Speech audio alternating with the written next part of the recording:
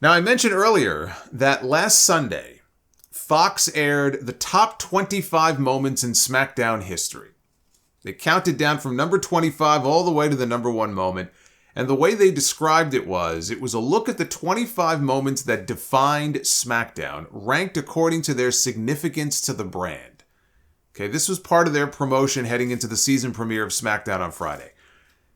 Now, WWE has done this before. They have put together these lists, usually on their website, that can be largely just terrible.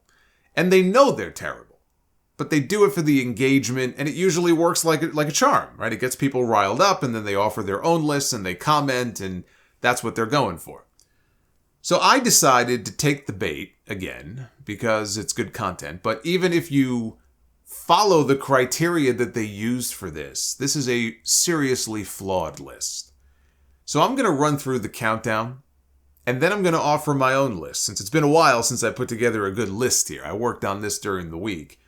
But I'll run through theirs first, and then I'll chime in. They did a top 25, I did a top 15. But I'll chime in along the way here with my thoughts. So we're going to start from number 25, work all the way up to what they ranked as the number 1 moment in SmackDown history. You know what I find funny about these types of lists also?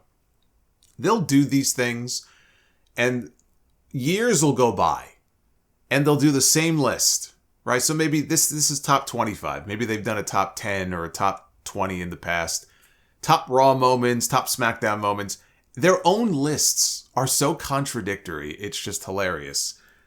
And you'll notice as we get towards the top of this list, you're going to see a lot of recency bias in this list as well.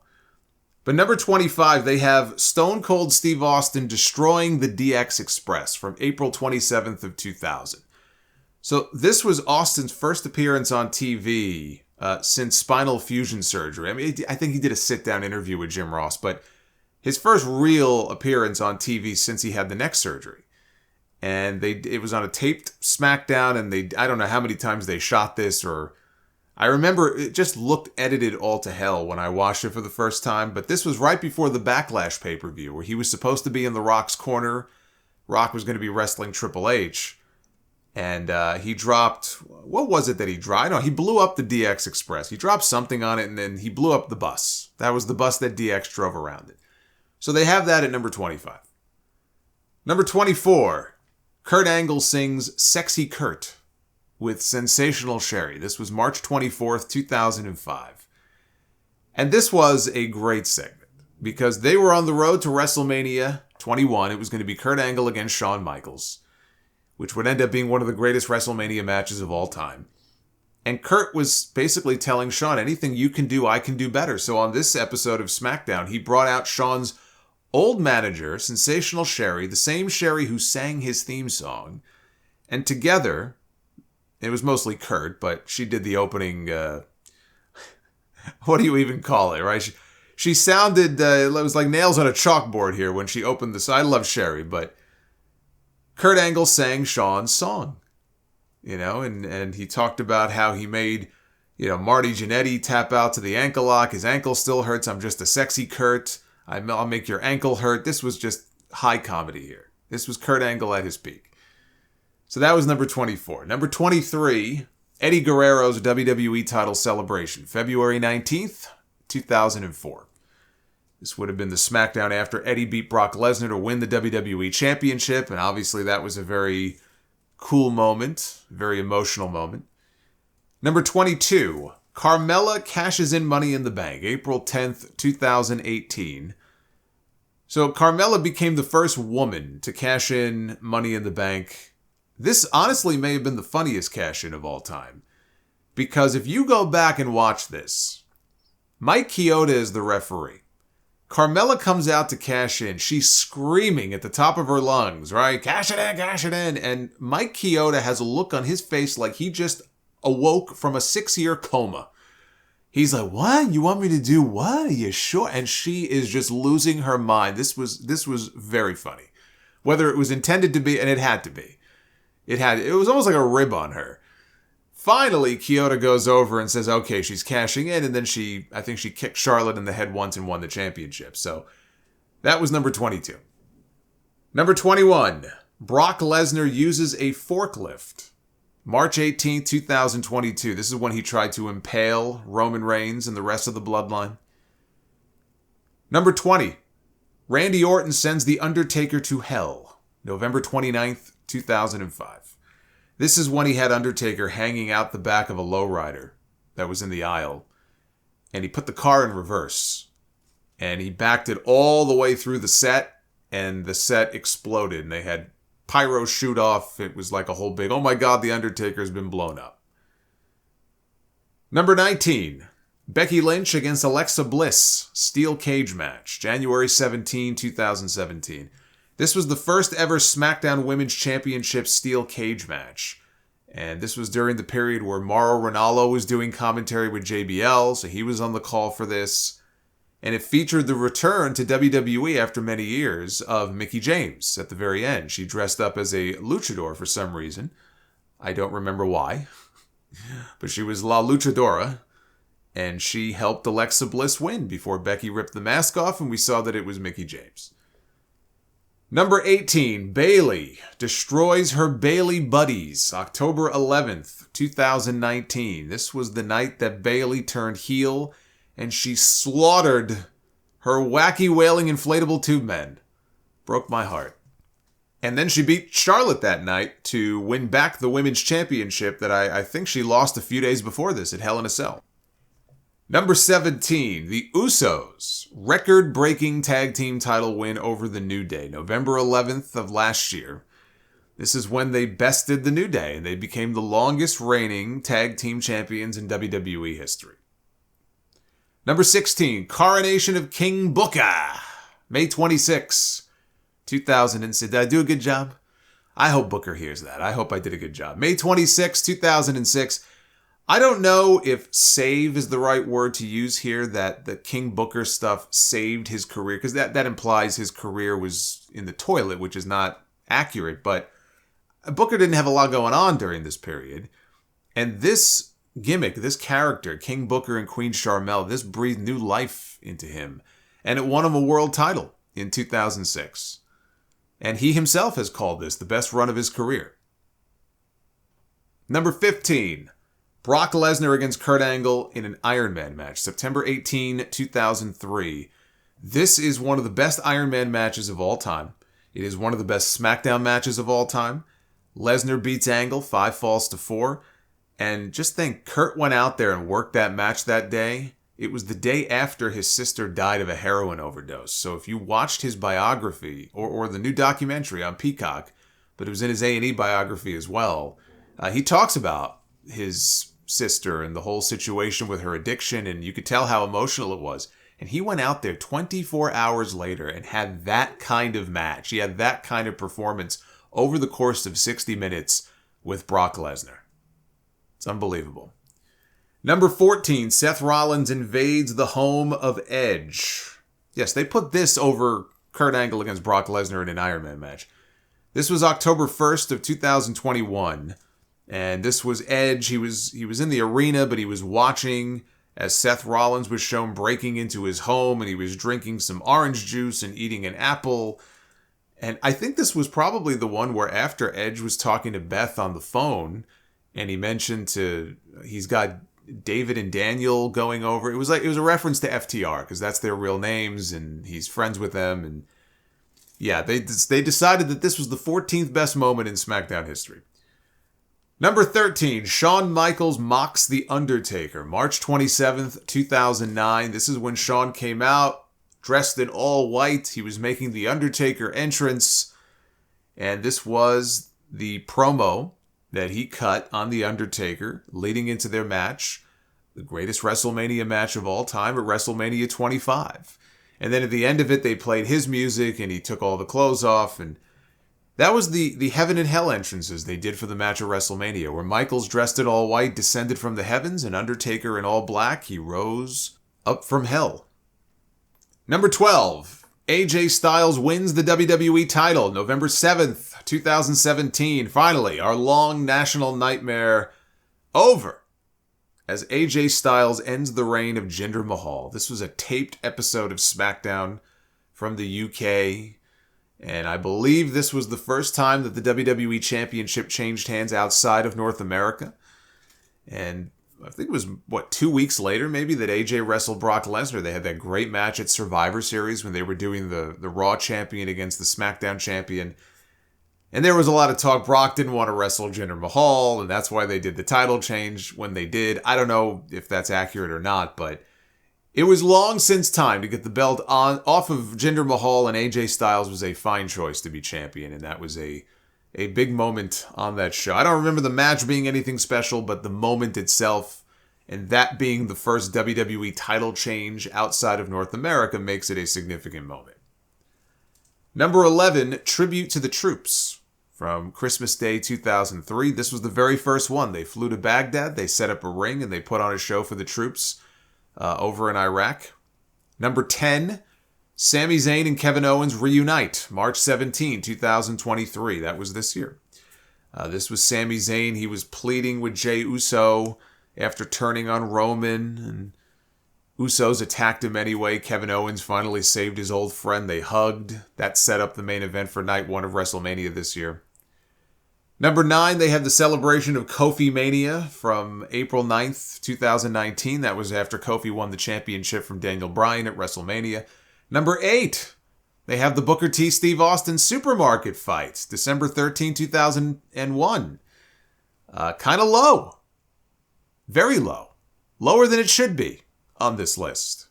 Number 7, Rey Mysterio punches Dominic from March 24th of this year. That was when he finally put his hands on his son and popped him right in the face. It got a big pop in the lead up to their match at WrestleMania. This was number 7. This is, according to WWE, the number 7 greatest moment in SmackDown history. Number 6 is SmackDown's debut, August 26, 1999. This was the first episode after the pilot. So the pilot was in April. The pilot aired in April, I want to say it was, of 99. The show got picked up on UPN. It officially started on this date in August. And they had a main event on this show of The Rock challenging Triple H for the WWE Championship. That was the main event of the night, with Shawn Michaels, who I think was the commissioner still. Yeah, he was the commissioner at the time, I believe. Or did he give it up by then? He may have, you know what? Maybe he wasn't the commissioner anymore. But Michaels was the referee, and the famous moment at the end of the match where Rock's about to win, he hits the ropes, he comes off the ropes, and Shawn Michaels super kicks him right in the face. And he helps helps Triple H rather, retain the WWE title. Michaels and Triple H celebrate when it's all over. And it's one of these, it's just a waste of a moment, because it's the closest we ever got to a Rock-Shawn Michaels match. This right here is the closest we got to physicality between them, or any kind of match between the two. But it didn't lead to anything. You would watch this and think that at some point Michaels is going to be back in the ring because he was still out, after the back injury. He's going to come back. He's going to wrestle The Rock. Nope. We never got it. So it was a waste. It was a waste of a moment. But this is a show, this very first SmackDown show, it opened with 20 minutes of talking. The first match on the card was Jeff Jarrett against Billy Gunn. 2 men currently on the active roster in AEW. After kidnapping Al Snow's dog, Big Boss Man threatened to kill it if Al didn't give him a shot at the hardcore title. And we got an evening gown match between Ivory and Tori. So if you were wondering if this was an Attitude Era show, this was an Attitude Era show. So that was number 6, SmackDown's debut. Number 5, Brock Lesnar and Big Show in the ring collapse during their championship match. Number 4, Charlotte, and that's another one, by the way, way too low on this list. Number 4, Charlotte Flair returns. This was number 4, the 4th greatest moment in SmackDown history happened on December 30th, 2022. It was the return of Charlotte Flair. We had Ronda Rousey defending her women's championship against Raquel Rodriguez. Charlotte comes back after the match. Her first appearance in 7 months, comes back as a babyface with new music. She challenges Ronda. Ronda accepts. She beats Ronda to become a 14-time women's champion. They have this as the 4th greatest moment in SmackDown history. Fuck you. Are you kidding me with this? This is what I'm talking about when I talk about recency bias. Look, it's one thing to have a recent moment if it's worthy of being in the top 5 on a list like this. There's no planet where this should be in the top 5, frankly, or even the top 10, but certainly not the top 5 of SmackDown moments of all time. Number 3 on their list, the Fox premiere, October 4th, 2019. Fox paid $1 billion for SmackDown, and evidently they regret doing so because they opted not to re-sign. But they brought The Rock back for that first show for a segment with Becky Lynch and Baron Corbin, King Corbin. We got a match between Seth Rollins and Shinsuke Nakamura, so the more things change. And when it was over, The Fiend attacked Seth Rollins, which led to their infamous Hell in a Cell match 2 nights later, and the rant that I still to this day get the most feedback about. 136,000 views, by the way. I have nothing more to say that wasn't already said in that review about that whole debacle. Kevin Owens beat Shane McMahon in a ladder match where the loser would be terminated from the company. Shane lost, and he was back on TV less than a year later. Roman Reigns beat Eric Rowan in a lumberjack match. These were the dying days of the Big Dog era, before we got the Tribal Chief. And in the main event, Kofi Kingston's reign as WWE Champion came to a screeching halt after 6 months. All it took was 8 seconds for him to get squashed by Brock Lesnar. They averaged almost 4 million viewers for that first episode. They have not come close to that since. Number 2, John Cena debuts. This was the debut of ruthless aggression John Cena coming out to accept an open challenge issued by Kurt Angle. Obviously a very historically significant moment.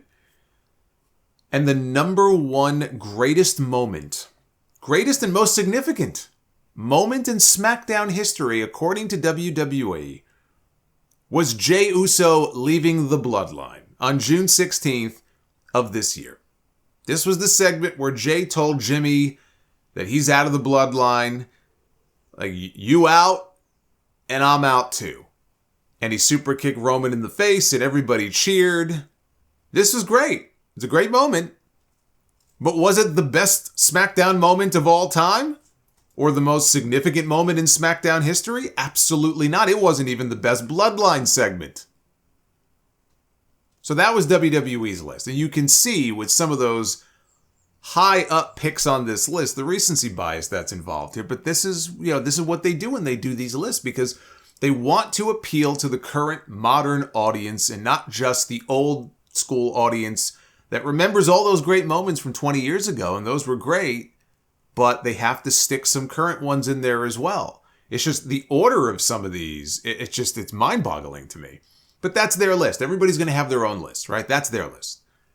Well, I got 15 moments for you. They did 25. I'm not doing 25. I got 15 moments for you. This is my ranking of the 15 best moments in SmackDown history. Not necessarily the most important, but these are my favorites. Now, the Iron Man match between Brock Lesnar and Kurt Angle, it was fantastic. And if this was a match countdown, it would be on there. But that's not what this is. The dates, by the way, that I'm including here, these are the air dates for the shows, because a lot of those early SmackDowns were taped. They did not air live. So when I mention a date, just keep that in mind that it's the air date for anybody who wants to go back and check it out. Number 15. How could this not be on a list of the greatest SmackDown moments of all time? The sliding people's elbow. It came during a championship match between Triple H and the British Bulldog. The Rock was the guest referee. This was September 30th of 1999, a month after SmackDown debuted. And Rock has talked about this moment. So when he was beating up both men, he was beating up the Bulldog, he set up for the people's elbow. He hit the ropes. He's wearing his loafers. And as he comes off the ropes, he slides. Yeah, he glides across the ring. It's the best people's elbow that he has ever hit. And he commented on this once. He said there was residue on the mat from all the pyro during the show. And it made it very slippery in his dress shoes. And so that's why he took that slide that he did. But it was just such a great moment. So I have that at number 15 of the greatest SmackDown moments of all time. How do you top that? Number 14, I'll tell you how. Number 14, Arnold Schwarzenegger attacks Triple H. This was November 11th of 1999. Schwarzenegger was out to promote his new movie, End of days. And they actually brought him in not only to the show, but he got an entrance. He came down to the ring. Vince McMahon presented him with a replica WWF Championship belt with a blue strap. I think he called it the World Box Office Championship or whatever. And Arnold holds up the belt. And then he came back out for the main event. He sat in on commentary. And when Triple H came over, he took a swing at Arnold, who ducked it. And then he punched Triple H out. He got down over him and he started raining blows down upon Triple H. Steve Austin was out there. I don't remember what his role was, but Austin, maybe he was the referee for the match that was going on. I don't remember, but Austin was there too. He beat up Triple H, and I think he and Arnold, they ended up celebrating as they went off the air, drinking some beers. But Schwarzenegger, especially back then, one of the biggest action stars in the world, one of the biggest action movie stars of all time, and to get him to come to SmackDown live, let alone get physical and do an angle like that, was huge. And that's one of my greatest memories from those early days of SmackDown. So that's number 14. Number 13, by the way, he's also in the WWE Hall of Fame, is Arnold Schwarzenegger. Doesn't take much to get into their Hall of Fame, given some of the names in there, but he is in the Hall of Fame. Number 13, Rhino gores Chris Jericho from the August 9th, 2001 episode of SmackDown. Jericho had embarrassed Stephanie McMahon on Raw that week, and she was the owner of ECW at the time. Don't ask. She was the owner of ECW, and she was humiliated by Chris Jericho. A few days later on SmackDown, Rhino got revenge on her behalf. Jericho won a match against Hugh Morris, and Rhino attacked him. Jericho was standing on stage. He was trying to get back up to his feet. Rhino was at the bottom of the ramp, or almost the bottom of the ramp, and he is gearing up for a gore. And he gores Jericho through the SmackDown set. And I think this was still the old set, like the Ovaltron was there. It was like the old SmackDown set. And he gored Jericho through that back screen where people would walk out. It was a great visual and a great moment. And I'm wondering now when did they debut the fist? I don't know if it was the following week after that. I feel like it was in 2002, but anyway, Rhino goring Jericho is one of the most memorable moments from those early SmackDown days. Number 12, I have Brock Lesnar crushes Hulkamania from August 8th, 2002. So almost a year to the day later after that other moment. They were heading into SummerSlam in 2002. Brock Lesnar was the next big thing, and he was mowing down everybody. He had beaten, he was in the ring with the Hardys and RVD and Ric Flair and just beating them all, right? Now he's headed into SummerSlam to challenge The Rock for the Undisputed Championship. This was a television match a few weeks before SummerSlam, not even a pay-per-view match. It was Brock Lesnar one-on-one with Hulk Hogan. And Hogan used all of his usual offense, and he used the leg drop, and it just didn't work. And he dropped Hogan with an F5, then he put him in a bear hug. And Hogan chewed on that capsule, and you saw the blood coming out of his mouth, internal injuries. He put Hogan out. The referee picked the arm up, it fell 3 times, and due to ref stoppage, Brock Lesnar beat Hulk Hogan. Technically, I guess it would be a submission win over Hogan on SmackDown. And people talk a lot about how big of a win it was for him against The Rock because it was his first championship win and The Rock put him over in the middle of the ring, and that's a huge moment for him. But I also think it sometimes gets lost in the conversation because this came before that on TV.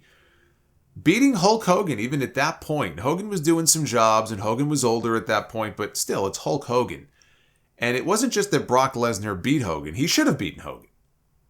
It's not just that he beat him, it's the way that he dominated him. It's the way that he beat him in that match. And they gave Hogan a little bit of an out there. He hit the ropes for another leg drop. Heyman, grabbed the leg to distract him. So, there was some of that involved. But this was a huge moment that Hogan would lose in this way. And then when it was over, Brock goes back over to him and he kind of wipes the blood off his head and wipes it on his own chest. What a huge moment for him in the lead up to him winning that championship. It cannot be forgotten that he got a dominant win over Hulk Hogan on SmackDown just a few weeks before SummerSlam. And if that doesn't tell you that they had the machine behind this guy and they were pushing him to the moon, I don't know what does. Number 11, I have the AJ Styles win over Jinder Mahal in 2017 when he finally got the WWE title. He wrestled it away from Jinder Mahal. Again, the match itself, I don't remember it being anything special. I don't remember any of the Jinder Mahal matches that year being anything special, but it was time to get that belt off of him. And thankfully, they had enough foresight to do that, so we had AJ and Brock at Survivor Series, and that was a great match. So I have that at number 11. That is also a historically significant moment. Then we get into the top 10. This is my top 10 greatest SmackDown moments in history. Number 10, I have Lillian Garcia's post 9/11 rendition of the national anthem.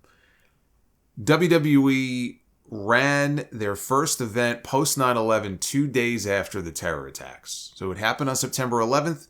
They were live with SmackDown on September 13th. And there's a lot to remember about that show. Vince McMahon out there, he was in like his Hawaiian shirt or something, cutting a promo and whatever.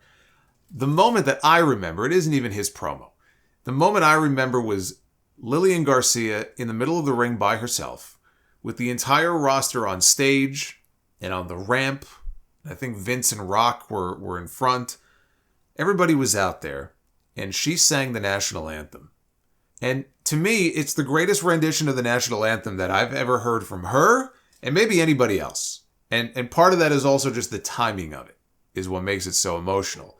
But the way she hits the high notes when she gets to the part about, that our flag was still there.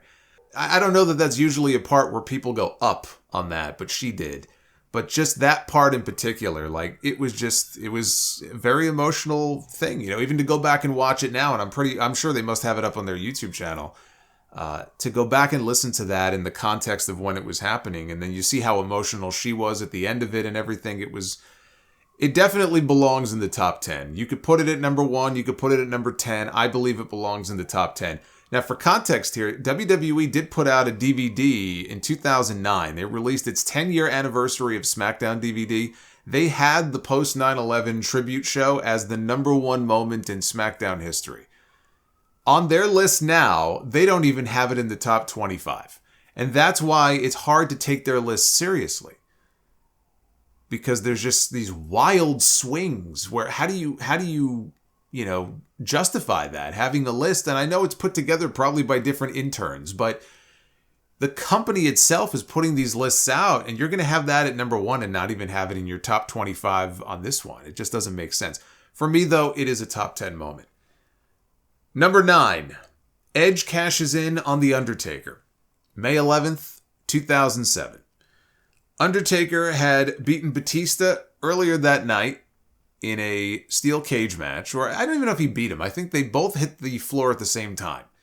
So Undertaker retained. Now, Undertaker went into the match with a torn bicep. His arm was all wrapped. He wrestled a cage match, and a damn good one, as I remember, with a torn bicep.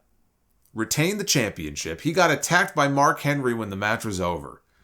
And as Mark Henry is leaving, they play Edge's music. Now, Edge was a Raw star. Edge comes out, though. He has the Money in the Bank briefcase.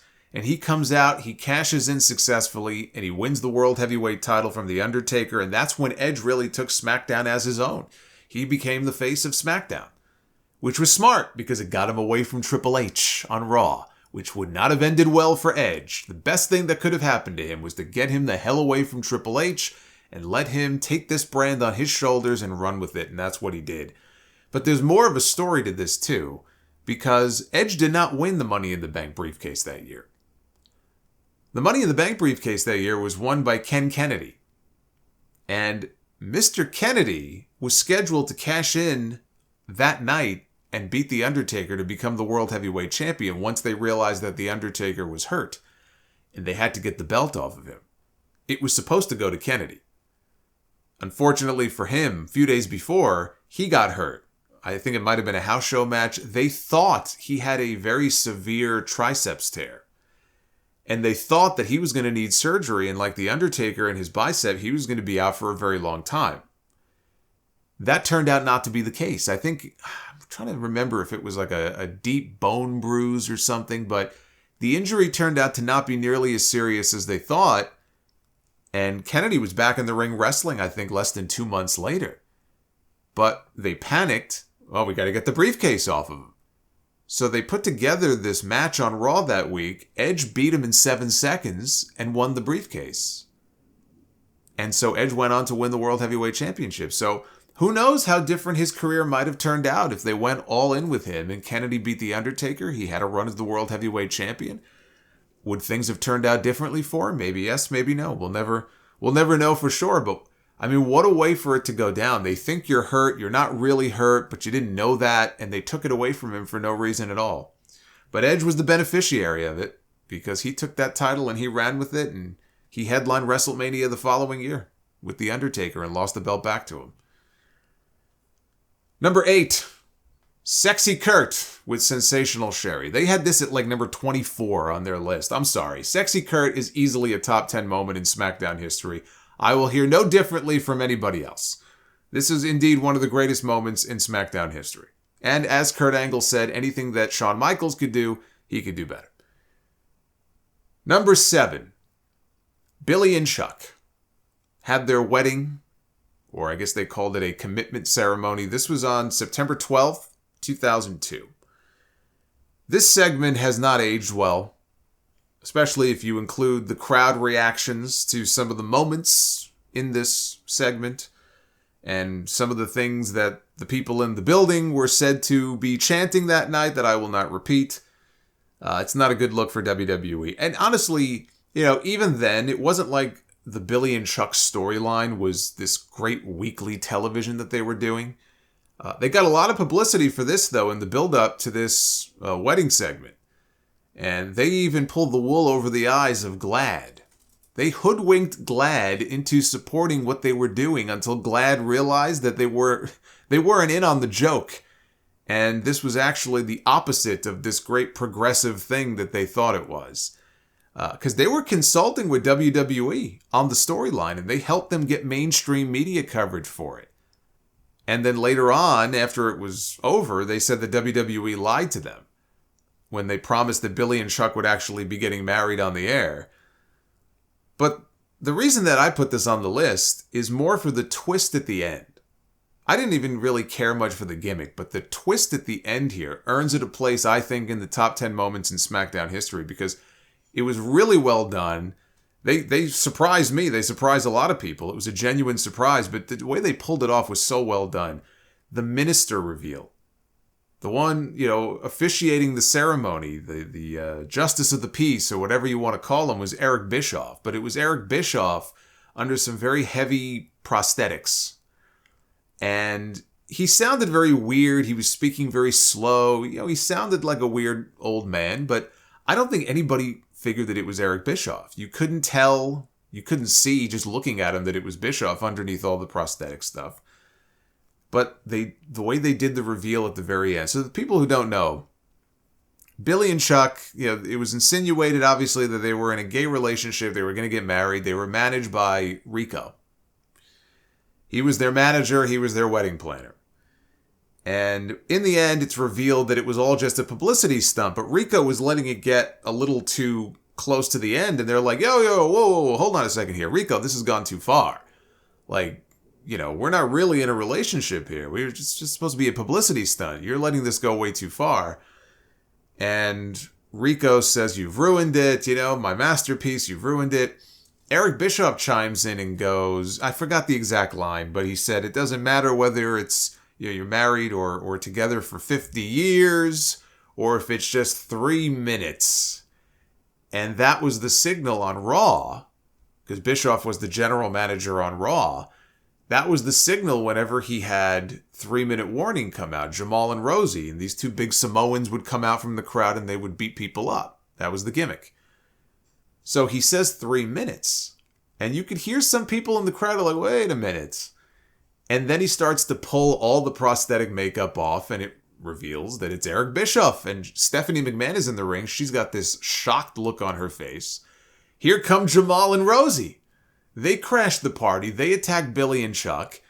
I think it was Jamal, who would later go on to become Umaga. He gets Stephanie on his shoulders, gives her a big Samoan drop.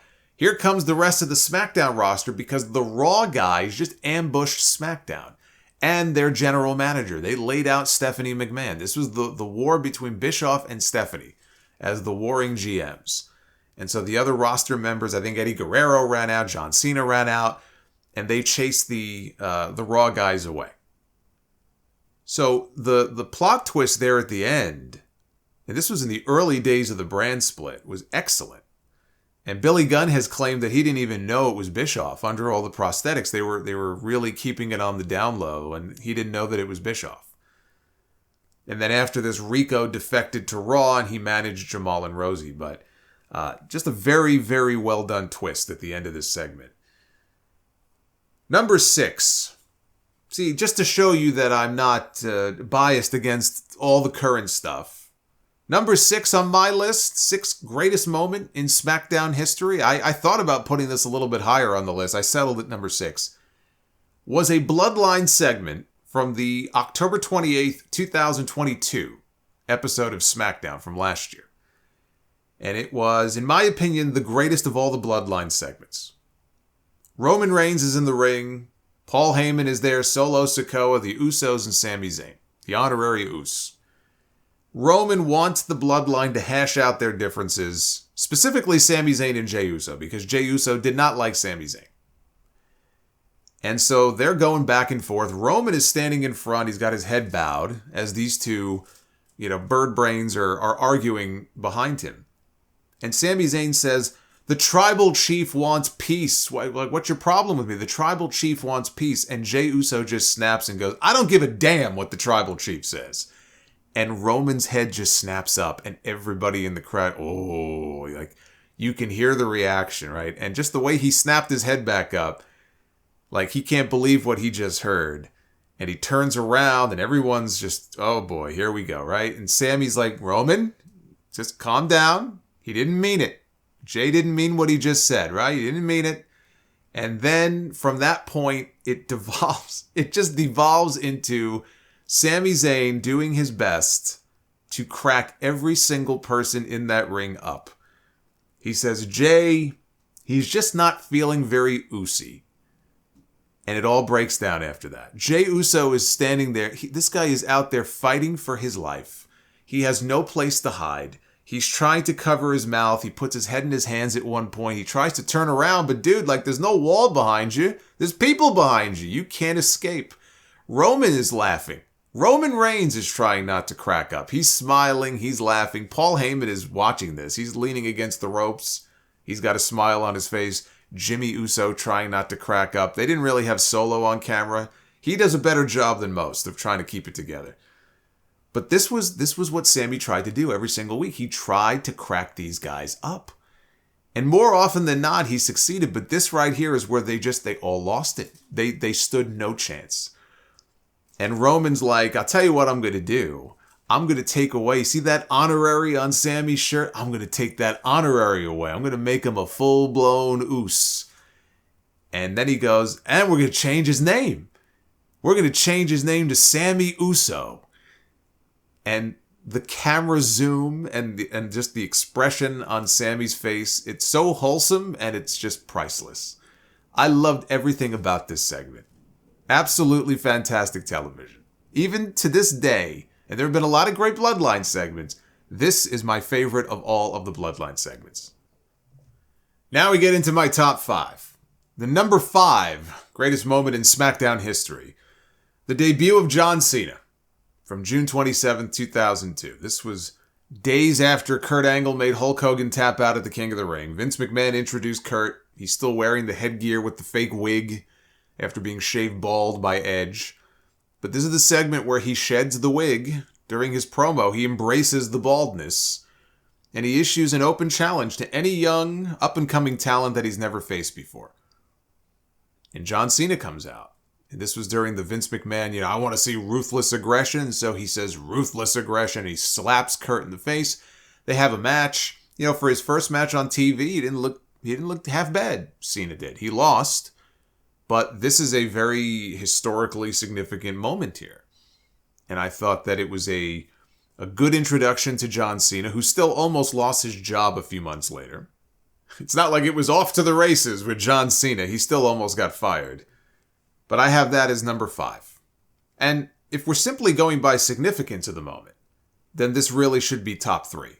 And if you said number 1, I wouldn't argue with you, given the level of star he went on to become. So purely from a significance point of view, it probably should be top 3. I have it at number 5. Number 4, Paul Heyman drops a pipe bomb on Vince McMahon on the November 15th, 2001 episode of Smackdown. This is the famous worked shoot promo. Heyman comes out there, and I should give some of the backstory first, because they were heading into Survivor Series, and it was going to be the Alliance against Team WWF. And Heyman has talked about this. He did an interview, a stage show, a few years ago with Inside the Ropes over in the UK. And even he said, like, at this point, he's just waiting for this Alliance stuff to just die, because it's just so terrible. And so Survivor Series is going to be the blow-off, and of course Team WWF is going to go on to win. But they're on the plane, and Vince McMahon is sitting there eating fruit or whatever he's eating, and it was Michael Hayes who looked over and said, you know, if you want somebody to go out there and tear you a new asshole in a promo, tear your asshole wide open, you know, Heyman's your guy. And Heyman does a great impression when he tells the story, and Vince looks at him and goes, what do you say? You want to tear my asshole open? Not literally, I hope not. That's a horrible image. But Paul Heyman says, yeah, sure, you know, and he goes, the only parameters? He said Vince just wanted him to make money.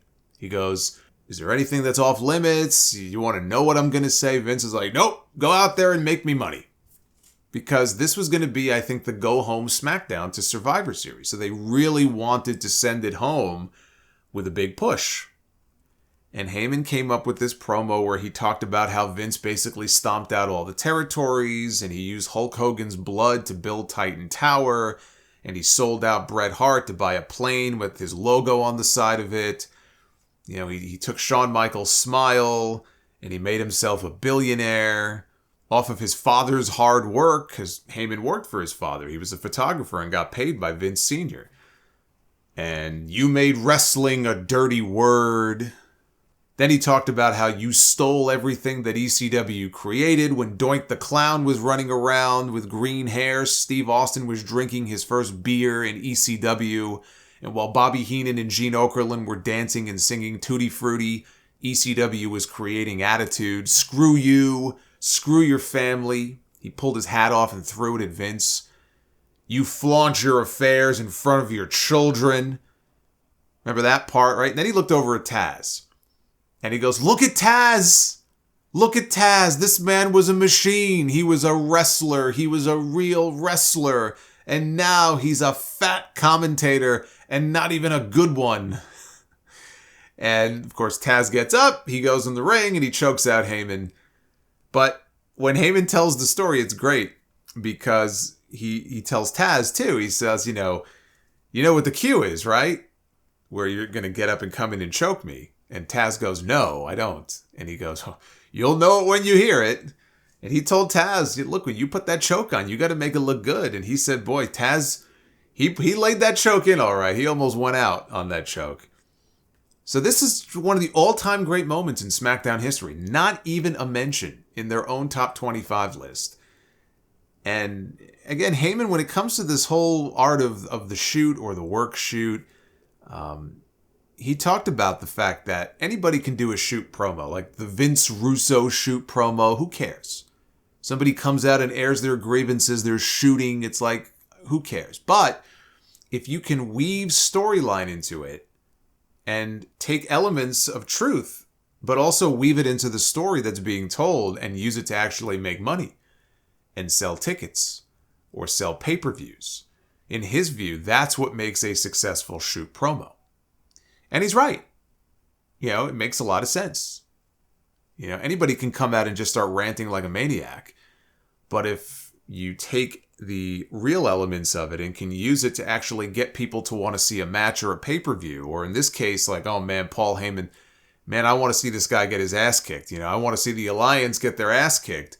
And you can get people to buy the pay-per-view or buy a ticket to go see it. Well, now you've had a successful work shoot promo.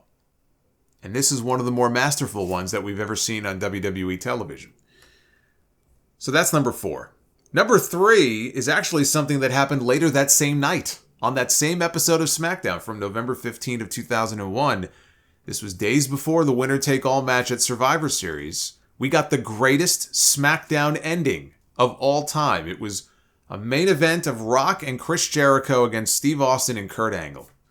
How's that for a television main event? Austin and Angle, they're about to cripple The Rock. They're going to Pillmanize his ankle. Austin's on the ropes. Here comes The Undertaker. Austin comes off the ropes. Undertaker catches him, gives him a choke slam. He goes to choke slam Kurt. Here comes Booker T with a kick. Angle slam to The Undertaker. Chris Jericho gets back in the ring. He's trying to fight them off. Lion salt to Booker T. RVD comes out. He takes Jericho's head off. He goes up top. 5-star frog splash. Kane is here. Chokeslam to RVD. Shane McMahon sprints in from out of nowhere. Flying chair shot to Kane. Here comes the Big Show. Big as ever. He punches the chair back into Shane's face.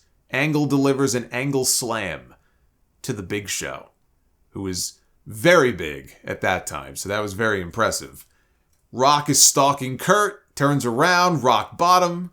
Rock turns around right into the stunner, and of course he sells the stunner. You know how he sells the stunner.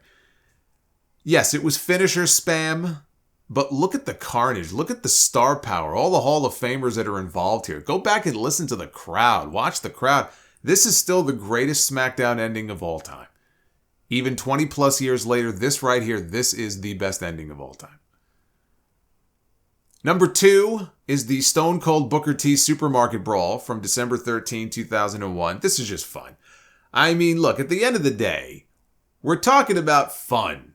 That's why you see some of these moments on this list. And there were others I thought about putting on here. You know, Big Show, his father's casket being dragged through the cemetery by the big boss man, which apparently was filmed in a real cemetery as he's yelling into the bullhorn. I don't know how they pulled that off, but yeah, there's just silly, stupid stuff like that I actually left off. But the Supermarket Brawl, to me, you could have it at number 1. I have it at number 2, but you could easily have it at number 1. It's just fun. I don't know what else to say about it. And Booker T was great here. Austin was great here. Price check on aisle, jackass, or whatever it was that he said at the end. This was just fantastic. And the number 1 greatest segment in SmackDown history is the ring collapse with Brock Lesnar against the Big Show. They were having a match for the WWE Championship. It was June 12th, 2003. And the match ended in a no contest. Brock superplexed Big Show from the top rope. And Brock may have been standing on the middle rope, but Big Show's on top. He superplexes him into the ring. The ring collapses. It implodes. They push the button at exactly the right moment, right? The posts, they implode upon themselves. Taz on commentary drops a holy shit, which they bleeped. And you just look at the fans.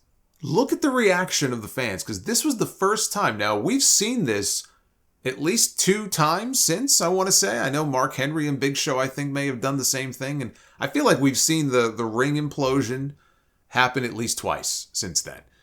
And each time they do it, it means less and less if you saw it the first time. But that's the first time I ever saw anything like that. Whoever came up with the idea for that stunt deserves a raise, because that was just an incredible way to go off the air. And it was a little silly after, because they had medics and referees in the ring, and Big Show and Brock were laid out like they got shot. And it's like, dude, you suplexed them. Like, why are they laid out like they're paralyzed? That was a little silly, but again, you can't really go anywhere from there but off the air. It's like there wasn't much else to do at that point. They sold it like they were both hurt, and it was just a great, great moment. And it was the first time we ever saw anything like that.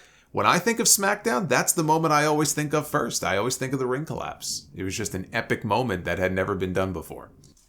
And that is my ranking of the 15 greatest moments in SmackDown history. What are your 15 greatest moments in SmackDown history? I'm going to put this up on YouTube, so leave a comment.